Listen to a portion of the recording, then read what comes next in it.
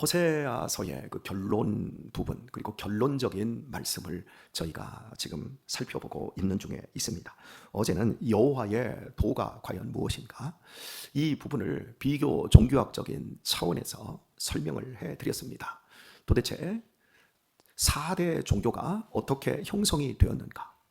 기독교를 제외하고 모든 4대 종교는 이미 그 당시 교주가 살아있을 때 충분히 4대 종교가 될 만한 모든 토대와 시스템을 다 갖춘 상태였다.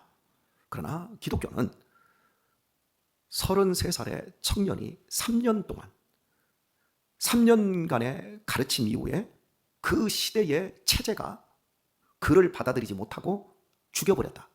그런데 어떻게 전 세계 20억 명 이상이 예수님을 구주로 믿고 있는가? 이것 가지고 이 신앙을 위해서 생명을 바치느냐? 이건 도대체 그 어떤 세상적인 기준과 논리적이고 합리적인 것을 아무리 꺼집어내도 될 수 없다라고 하는 사실에 대해서 살폈습니다. 예수님의 제자들은 3년간의 가르침 이후에 실패했습니다. 그분의 죽음으로 다 도망가 버렸습니다. 그런데 어떻게 그렇게 급진적으로 그들이 교회 공동체를 세울 수 있었는가? 그것은 분명히 예수님은 죽음으로 끝나버린 것이 아니라 3일 만에 부활했기 때문이다. 그 부활을 목격했고 그 부활 너머에 있는 하나님의 나라를 제자들은 보았기 때문에 그렇게 급진적으로 기독교가 예수님의 죽음 이후에 엄청나게 확산되었던 겁니다. 세상은 부활을 인정하지 않습니다. 4대 종교 중에 기독교를 제외하고 나머지 종교는 다 믿을만 합니다. 믿음이 필요 없습니다. 덕이라고 하는 게 얼마나 좋습니까? 자비라고 하는 말이 얼마나 좋습니까? 마음을 비우는 것이 얼마나 좋은 말입니까? 심리학에서도 그 어떤 곳에서도 다 이해 타당한 이야기입니다. 그런데 예수님이 죽은 지 3일 만에 부활했다니요. 그런 말이 어딨습니까? 이건 믿음을 넘고 그 믿음을 통해서 내 자신이 새로워지지 않고는 절대 믿을 수 있는 내용이 아닌 겁니다. 예수님은 분명히 죽으셨고 3일 만에 부활하셨습니다. 그리고 성령님을 보내사 믿는 사람들 마음속에서 믿음을 선물로 일으켜 주셨고 그 강력한 믿음으로 말미암아 기독교의 토대가 이 땅에서 예수님과 함께 흔적도 없이 사라져버려야 함에도 불구하고 오늘날 이렇게 저와 여러분까지 복을 받는 혜택을 입었다는 것 여러분이 기억하시고 다시 한번 강조드립니다. 우리가 믿음을 가졌으니 입이 어디까지 걸리게? 귀때기까지 걸리게 째지게 웃으면서 사시라고 말씀을 드렸습니다. 우리는 사람의 도에 들어있는 사람들이 아닙니다. 하나님의 도에 행하는 사람들입니다. 하나님이 보호하시는 사람들입니다. 세상 사람들은 고아입니다. 그들이 아무리 잘났어도 아무리 자비롭게 살고 관용하면서 살고 어쩌고 저쩌고 해도 결국 그 근본 안에 들어가 보면 그들은 고아입니다. 세계적인 탑스타 중에 한 사람이었던 마돈나 씨를 알죠? 마돈나도 이제 나이가 한 70이 되었던 것 같은데 마돈나의 타임스의 그 인터뷰 기사 내용이 한 10년 전쯤에 이러했습니다. 나는 무대에서 내려와 일반적으로 살아가는 삶에서 모든 시간, 잠자는 시간 빼고 다 공포에 질려있다. 떨어질까 봐 두렵다. 사람들이 알아주지 않을까 봐 두렵다. 세계적인 톱스타입니다. 그런데 뭘 떨어져? 누가 안 알아줄까 봐 두렵다라고 하는가? 그게 그분의 솔직한 그 표현이고 이건 모든 인생들이 하나님을 주인으로 섬기지 않는 모든 인생들의 내면에 들어있는 거예요. 그런데 자기 자신을 성찰하는 철학적인 부분이 부족하기 때문에 그걸 그냥 덮어놓고 사는데 자기의 무의식에서는 불안과 우울증으로 그것이 다 드러나고 있는 거죠. 저와 여러분은 예수님이 주인 되었음을 믿으시기 바랍니다. 그리고 다시 한번 선포합니다. 여기서부터 여기까지 항상 찢어지게 웃으시면서 다니시고 이렇게 이야기할 때만 애써서 웃으려고 외식하지 마시고 슬플 때도 괴로울 때도 또 괴로울 때도 여러분의 인생 속에서 위급한 일을 당할 때에도 사망의 음침한 골짜기를 다닐지라도 여러분의 입이 제일 큰 성도가 될 수 있기를 바랍니다. 오늘 말씀 속에서 죄인과 의인이라고 하는 이 단어를 한번 생각을 해보았습니다. 여호와의 도는 정직하니 의인이라야 그러나 죄인은 그 도에 거쳐 넘어지리라. 의인이라야 그 도에 행하고 이 부분은 제가 의인에 대해서는 어제 잠시 언급을 했던 것 같습니다. 도덕적으로 완전한 사람을 의미하는 것이 아니라고 말씀드렸어요. 하나님을 믿는 사람, 그 사람을 의인이다. 하나님을 인정하는 사람, 내 삶으로 하나님의 주인 되신 온 천지 만물의 주인이 그리고 인생들의 주인이 하나님이심을 인정하는 사람, 믿는 사람. 그래서 오직 의인은 믿음으로 말미암아 살리라. 믿음과 연결이 되어 있는 단어라고 말씀을 드렸습니다. 그러면 죄인이라는 단어의 의미는 무엇일까요? 의인이라는 단어가 하나님을 믿는다는 것이라면 죄인이라는 단어 역시 그와 연관이 되어 있는 겁니다. 당신이 예수님 믿어야 합니다. 오늘은 이렇게 발음이 자꾸 세지요. 제가 연약해서 그렇습니다. 새벽 시간에 설교하는 게 보통이 아닙니다. 좀 새벽 시간에 설교를 중계하고 또 이 설교를 그냥 온 세계인이 아무 때나 볼 수 있도록 올리는 이 작업을 하는 목사님이 전 세계적으로 손에 꼽을 정도밖에 안 됩니다. 많지 않습니다. 왜냐하면 힘드니까. 그리고 이런 설교가 밖으로 나가면 공격도 당하고 참 실력도 없다. 실력 있다 평가를 받아야 됩니다. 그러니까 많은 목사님들이 새벽에 중계를 하고 딱 끝내버리고 비공개로 돌려버려. 그냥 자기들끼리 새벽에 일찍 일어나는 사람들이. 근데 저는 이걸 올리잖아요. 참 성실한 목사고 배짱도 있는 목사고 아멘을 좀 크게 해주면 저도 제가 왜 이러는지 모릅니다. 어떤 평가를 받게 되고 어떤 수모를 어떤 영광을 받을지는 몰라도 여하튼 제가 지금까지 어린 시절부터 전도사 시절부터 30여 년을 달려오면서 말씀 하나 붙잡고 나온 길이었기 때문에 이 새벽 시간 아무리 힘들고 말이 헛나가도 그것까지도 하나님께서 역사하는 한 부분이라고 생각하고 제가 올리니까 오늘 제가 벌써 이 말더듬을 4번을 했고요. 제가 여러분에게 변명까지 하게 되는데 오늘 설교를 들으시는 분들 우리 목사님 왜 저래? 여러분 그렇게 생각하지 마시고 저를 위해서 기도해 주시면 감사하겠습니다. 예. 의인이라는 단어가 믿음과 연결이 되었다면 죄인이라고 하는 단어 역시 믿음과 관계가 되겠지요. 흔히들 당신은 죄인입니다. 예수님을 믿어야 합니다. 하나님께서 당신을 죄인임에도 사랑하십니다. 당신이 예수님을 구주로 믿게 되면 당신의 죄가 사함받습니다. 이런 식으로 제가 전도를 하면 어떤 사람들은 고맙습니다. 이렇게 응대하시는 분도 계시지만 굉장히 기분 나빠하시는 분들이 있습니다. 오히려 많습니다. 제가 이렇게 질문을 해버리면 목사님 나 기분 나쁜데 하나님이 어디 있어요? 하나님이 계시다면 이 땅에 이렇게 많은 고통과 불합리함과 죄악들이 판을 치겠습니까? 그리고 기독교인들이라고 하는 작자들이 사기쳐먹고 그 못돼 먹은 짓을 하는 걸 보십시오. 목사님 교인들이나 전도하세요. 이렇게 저한테 반문하시는 분이 계세요. 그럼 저는 우리 교회 와보세요. 사기쳐먹는 그런 사람들이 있는지 못돼 먹은 그리스도인들만 보셨는지 몰라도 우리 교회 오시면 참으로 예쁜 그리스도인들을 보게 될 것입니다. 제가 이렇게도 이야기를 해요. 그러면 지지 않고 끝까지 덤벼드는 사람들은 목사님이 하나님이 계신 건 나한테 증명하면 내가 교회 가지요. 그래요. 고맙습니다. 그러면 내가 믿음을 버리는 게 빠르겠습니까? 당신이 믿음을 갖는 게 쉽겠습니까? 제가 이렇게 역으로 질문을 해봐요. 제가 믿음을 버리는 게 쉽까요? 그 사람이 교회를 오는 게 쉬울까요? 왜 대답을 못 하세요? 오는 게 쉬워요? 그건 우리가 왔으니까 하는 얘기요. 오는 게 결코 쉽지 않아요. 제가 이렇게 또 반론을 펴니다. 그렇군요. 하나님이 계시다라는 걸 저는 증명할 수는 없습니다. 그건 과학과 논리라고 하는 부분에 있어서 논리적으로는 제가 말을 할 수가 있겠지만 과학적으로는 신의 영역, 형이상학적인 영역은 과학으로 설명되는 것이 아닙니다. 과학은 물리적으로 검증될 수 있는 것에 대해서 가설을 세우고 거기에 이론을 붙이고 검증을 하고 거기서 계속해서 발전시켜서 지식을 만들어내는 사람의 일입니다. 그러나 신에 대한 영역은 믿음에 대한 영역입니다. 그 믿음을 제가 어떻게 당신에게 줄 수 있겠습니까? 그러면서 조건이 하나가 있습니다. 당신이 하나님이 없다라는 것을 증명하면 제가 믿음을 포기하겠습니다. 그리고 당신처럼 살겠습니다. 하나님이 없다라는 것을 증명해 보세요. 그러면 하나님이 안 보이잖아요. 그건 물리적인 영역이라고 제가 말씀을 드렸잖아요. 그걸로는 안 된다고. 여러분, 물의 무게를 잴 때 저울에다 올려놔야 돼요? 잣대로 갖다 재야 돼요? 대답을 해요. 물은 무게를 잴 때는 저울에다 올려놔야지 잣대를 가면 안 되잖아요. 그잖아요. 그래서 제가 당신이 저한테 지금 말씀하고 있는 논리는 죄송하지만 당신이 무식하다는 얘기입니다. 그 얘기까지는 어떻게 하겠습니까? 잣대가 잘못된 겁니다. 라고 얘기를 해줘요. 그래도 잘 못 알아들어요. 왜냐하면 그분들과 우리는요, 건널 수 없는 루비콘 강이 있는 거예요. 하나님의 성령께서 주시는 지혜가 아니면 하나님의 존재 자체를 믿을 수가 없습니다.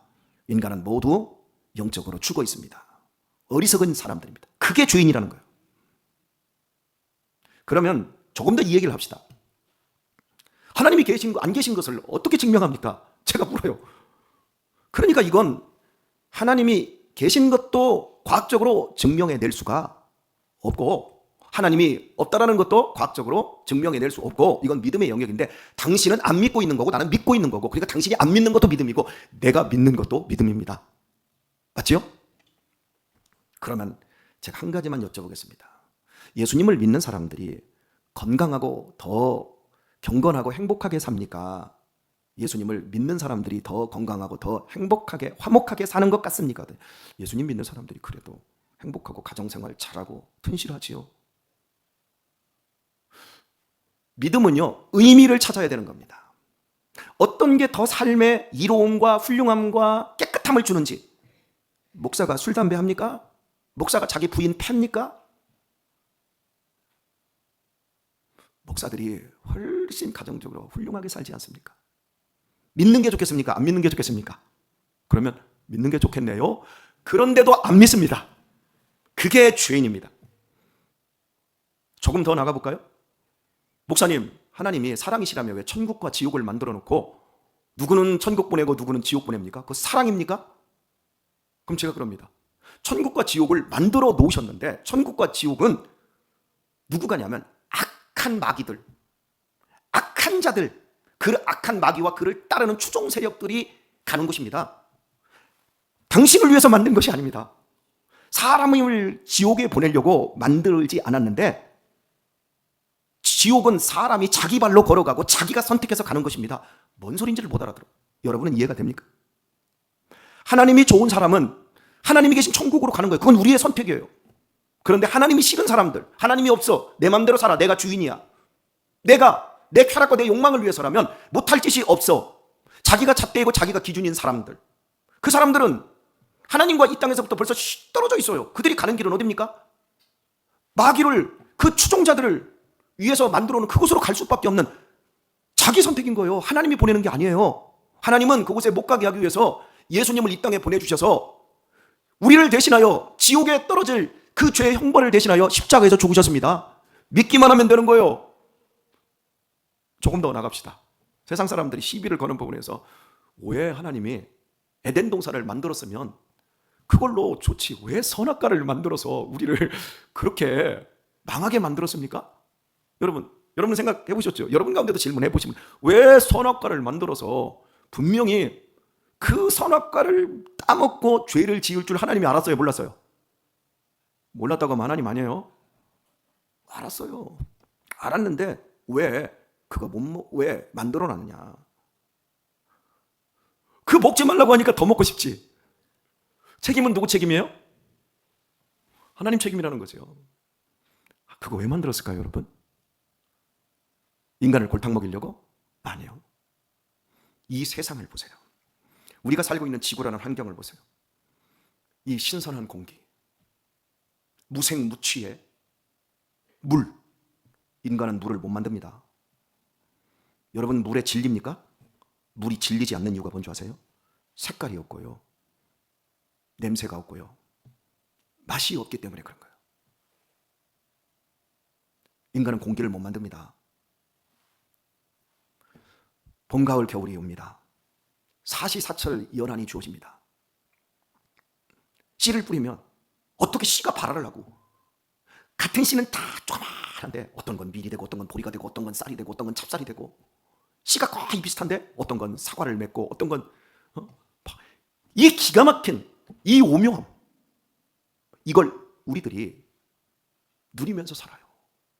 이 복락을 누리면서 살아요. 우리가 사랑하고 기뻐하고 즐거워하고 꿈을 꾸고 가정을 세우고 이런 행복한 삶, 여러분, 이게 얼마나 엄청난 복입니까? 그죠? 그런데 선악과를 만드신 이유는 선악과를 볼 때마다 주인은 따로 있다. 내가 아니다. 하나님이 저거 먹는 날에는 죽는다. 다 먹어라. 다 누려라. 하나님이 주인 되심을 알고 그 하나님께 경배하며 사람의 제일 되는 목적이 하나님을 영화롭게 하며 하나님을 영원토록 즐거워하는 것이다. 아, 저것도 주셨어? 이것도 하나님으로부터 왔어? 이야, 나의 존재와 나의 시작과 나의 과정 속에서도 하나님이 함께 하시고 나의 끝도 영원한 생명이래. 하나님이 다 하신대. 하나님이 주인이시래. 이걸 우리들에게 선택하라고요. 하나님이 인간을 로봇으로 안 만들었어요. 인공지능들이 여러 가지 활동들을 지멋대로 이제 합니다. 그럼에도 불구하고 인공지능은 어떤 변별력이 아직도 부족합니다. 예를 들어서 한번 짝을 지어볼까요? 바나나가 있고 여기에 원숭이가 있고 여기에 곰이 있습니다. 두 가지 비슷한 걸 짝 져보세요. 바나나와 원숭이 운이 딱 나오잖아요. 그런데 인공지능 챗GPT에다 제가 해봤어요. 얘는 몰라요. 짝을 못 져요. 변별력이 없어요. 근데 우리는 탁 하고 나오잖아요. 그런데 정말 중요한 건 챗GPT에다도 신앙적인 질문을 하면 하나님이 주인이라고 대답을 하는데 변별력이 있다라는 인간이라는 작자들은 하나님 없어요. 내가 주인이야. 하나님의 말씀? 그게 제일 중요한 게 아니라 돈이 제일 중요해. 죽을 짓만 하는 것, 그게 죄인이라는 거예요. 자, 말씀 맺으면서 정리를 한번 죄인이라고 하는 부분을 더 확실하게 한번 해보도록 할까요? 죄인은 세상 사람들이 굉장히 기분 나빠하지만 이건 도덕적으로 사회학적으로 가니까 이게 문제가 되는 거예요. 기분이 나쁜 거예요. 나 도덕적으로 괜찮은 사람이거든. 나 사회 법규 잘 지키고 있거든. 이걸로 가져가는 거예요. 그러니까 당신 죄인입니다 그러면 당신 예수님을 믿어야만 죄에서 용서받습니다 그러면 세종대왕도 지옥 갔나요? 그러면 이순신도 죄인입니까? 도덕적으로 사회학적으로 끌고 가는 거예요. 도덕적으로 사회학적으로 보면 그분들은 정말 훌륭하고 인류 역사 우리 대한민국에 없어서는 안 되는 은인들 맞아요. 그죠? 기분이 나빠요. 하지만 이걸 종교로 끌어와 봅시다. 종교에서 죄가 뭐예요? 마음속에 품는 음욕, 마음속에 욕망. 불교에서 이런 걸 카르마라고 하죠. 그러니까 종교인들의 그 모든 특성들이 자기의 마음속에 있는 죄 때문에 고민하면서 수도원 생활도 하고 금욕 생활도 하는 거예요. 그러니까 죄라고 하는 그 본질이 어때요? 사회학적이고 도덕적인 부분에서 한 단계 더 심정적인 심리적인 부분으로도 오게 되지요. 이해되셨으면 고개 까딱까딱. 아멘을 안 하시니까. 우리 교회는 아멘을 안 한대. 신영성 권사님이 그래. 어떻게 그렇게 귀한 말씀을 하는데 아멘을 할 수가 없어요. 제 설교는 아멘 했다가 괜히 뒤통수 한 대 맞으니까.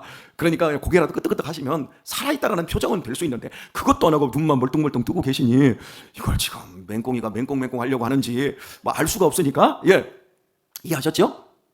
뭔 얘기하다가 여기까지 왔어요. 예, 죄는 사회적 또 무슨 이 도덕적 이 부분과 자기의 심리적인 요소로 종교가 끌어온단 말이에요. 그죠? 그런데 유일하게 기독교만은 심리적인 걸 넘어버려요. 이 세상의 주인이 하나님이시고 인생의 주인이 하나님이시고 네 생명의 주인이 하나님이신데 네가 주인 되어서 네 멋대로 살다가 지옥 가는 것 그것이 죄다 이거예요. 그래서 내가 주인인 걸 네가 인정해라. 내가 너를 살리기 위해서 내 아들을 십자가에 못 박혀 죄를 사해 주신 것을 네가 인정하고 지옥 가지 말고 천국에 가라. 이게 사랑이에요. 사람을 괴롭히는 거예요. 사랑이지요.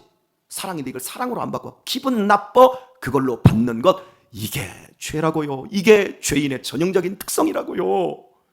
교회 와서 예배 드리시고 기도하시고 말씀 듣고 복을 누리시고 복을 받으십시오. 그러면 아멘 해야 되는데 교회 가면 팝이 나옵니까? 떡이 나옵니까? 야, 교회 같은 데는 가지 마. 그러고 있는 저 세상에 있는 사람들 그들이 죄인이라고요. 멀리 갈 것도 없어요. 여러분의 자식들 중에도 그런 죄인들이 있고요. 여러분의 부모 형제들 중에도 그런 죄인들이 있고요. 그죠?